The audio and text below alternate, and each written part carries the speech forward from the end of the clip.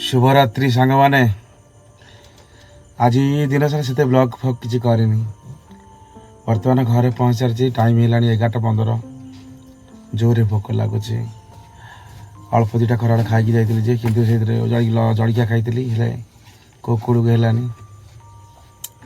आज गली बहुत कष्ट। आज हूँ गुरुवार आज कौन सी बेपार पत्र से बुकिंग आज तो गोटे जगार प्रथम पैसेंजर नहीं जाइली पैसेंजर रु गोटे बुकिंग कैंसल है आ गोटे बुकिंग बाजिला छाड़ी दुईटा बुकिंग कलापर गोटे लक्ष्मी सागर देख सब ट्राफिक जाम मैं केनेल रोड पूरा गात पूरा एमती पूरा खोला हो सरकार किसी ध्यान रखुना कि लोक जीवा आशा करेंगे शीघ्र शीघ्र तो सेठी बहुत प्रॉब्लम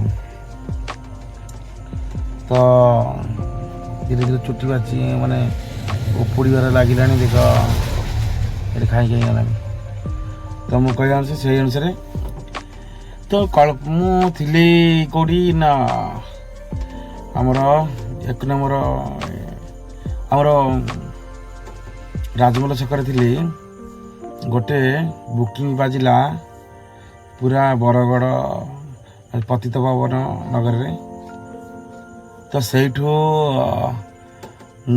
गला बेलू केनल पूरा एत जाम है कस्टमर बारंबार फोन करता बुझाऊ था तो गाड़ी जाम अच्छी 15 मिनट पाखा 10-15 मिनट वेट्रे रहीगली पूरा जाम रहा पर शेष कौन बहुत कष्ट जो जाकि पाखे पहुँचला बेलू से मत कैंसल करते कि बहुत दुख लगे आज्ञा सी कैंसल करते एत कष्ट करी गली बहुत टाइम लॉस है मुझे चाहिए तो यूटर्न मारिकी कैंसल करके आ गोटे बुकिंग करते बहुत टाइम पड़ेगा तार सीटी गोटे बुकिंग बाजिला आज्ञा 3 किलोमीटर दूर 2.5 किलोमीटर 3 किलोमीटर दूर एक्सट्रा कहली सी लास्ट कैंसल होगा सेठू आसिली आसिक साई मंदिर पाखे पाखापाखि पूरा पहुँच बुकिंग पाखे पहुँची मत कैंसल माइला एमती बुकिंग करूँ कैंसल फोन फान किसी करूना आम कस्टमर को उल्टी मेसेज करकी कलापर सी आमको रेस्पॉन्स किसी देना बहुत कष्ट तो यही कष्ट लगुच प्रबल शेष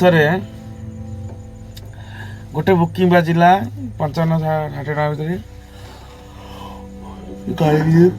बहुत कष्ट से है छाड़ी तापर से बुकिंग बाजिनी घंटाए पाखापाखि बसिली लास्ट बाध्य मु भाविली नुआ गाँ जा पूरा पैसेंजर जुटिबे हेले कौन सी पैसेंजर जुटी नथिले खाली से पहुँचिकी से तेल पकईकरी से आसिली पुणी गोटे बुकिंग बाजिला कौटी बाजिला कतरे कि रथ रोड छाड़ी से गोटे बुढ़ा को देली से बुढ़ा 60 टका देखुला से मत खुशी 80 टका देला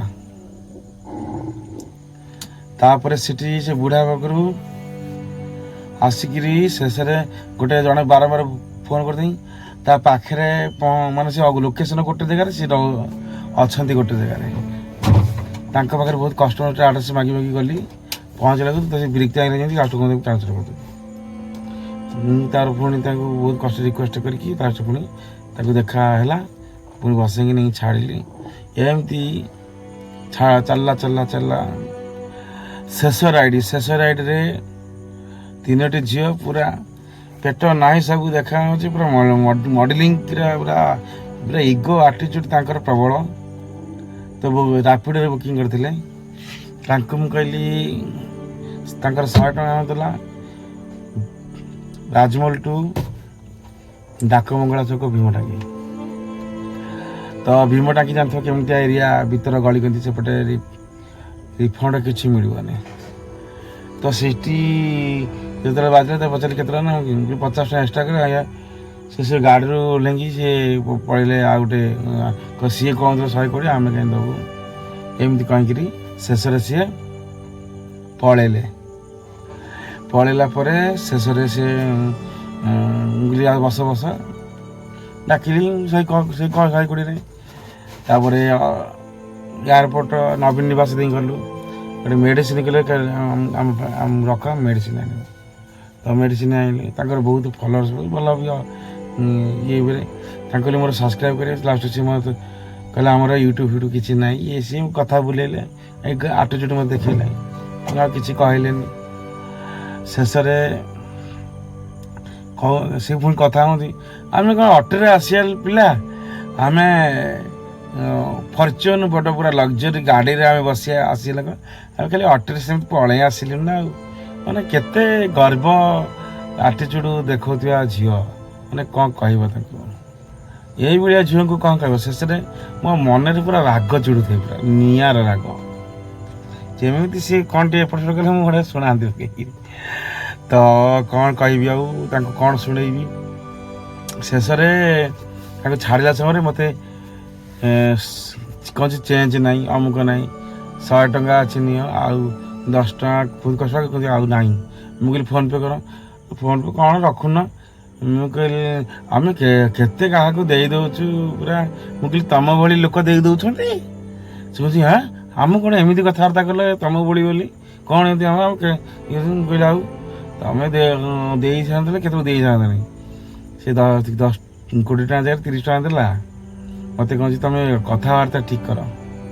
ମୁଁ କହିଲି ଯେଉଁ ପିଲା ତମ ଭଳି ଯେଉଁ କହୁଛି ଆମେ କହୁଛି ଆମେ ପୁରା ଭୁଟାନ ଇରାନ ଆମ ସବୁଆଡ଼େ ବାହାର ଏରିଆକୁ ଆମେ ଯାଉଛୁ, ବୁଲାବୁଲି କରିଛୁ, ଆଉ ସବୁ ରେଡ଼ି କରିକି ଆସୁଛୁ, ଆଉ ଆମ ପାଖରେ ପଇସା କ'ଣ ଦେଖାଉଛ।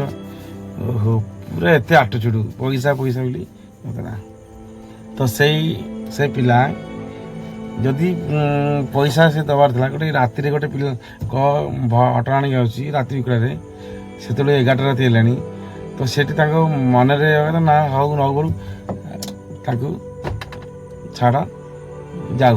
କିନ୍ତୁ ସେ କଥା ତ କହିଲେନି, ପଇସା ଏକ୍ସଟ୍ରା ବି ଦେଲେନି, ଯାହା ଦେଲେ ଅଳ୍ପ ଦେଲେ। ତ ସେଇଥିରେ କହନ୍ତି ଆମେ ସବୁ ଦେଉଛୁ, ମାର୍କେଟରୁ ପର୍ଯ୍ୟନ୍ତ ଆମେ ସମସ୍ତେ ଅଧିକା ଦେଉଛୁ। ଏଇ କଥା ସବୁ ଆଟିଚ୍ୟୁଡ଼ ଦେବା, ଏସବୁ କଥା କହିବା କରିବା ଭିତରେ ବହୁତ ଫରକ। ସେ ଝିଅ ଲାଷ୍ଟକୁ ମୋତେ ରଡ଼ି ଛାଡ଼ିଲା ଭଳିଆ କଥାବାର୍ତ୍ତା କଲେ। ମୁଁ ବି ପୁରା ତେଢ଼ି ଲାଳି ଆଲି। ତାକୁ ପୁଣି ଛାଡ଼ିଲି। ଛାଡ଼ିକି ଆସିକି ପୁଣି ବର୍ତ୍ତମାନ ଘରେ ପହଞ୍ଚି ସାରିଛି। ଆଉ ବର୍ତ୍ତମାନ ଯାଉଛି ଘରକୁ ଖାଇବି। ତ ଆଜିର ଦିନଟା ଏମିତି କଟିଛି ଦୁଃଖରେ ସୁଖରେ। ଆଜି ରାତି ଆପଣଙ୍କ ପାଇଁ ମଙ୍ଗଳମୟ। ଶୁଭରାତ୍ରି। ଦେଖା ହେବ ନେକ୍ସଟ ବ୍ଲଗ ଭିଡ଼ିଓ। ଜୟ ଜଗନ୍ନାଥ।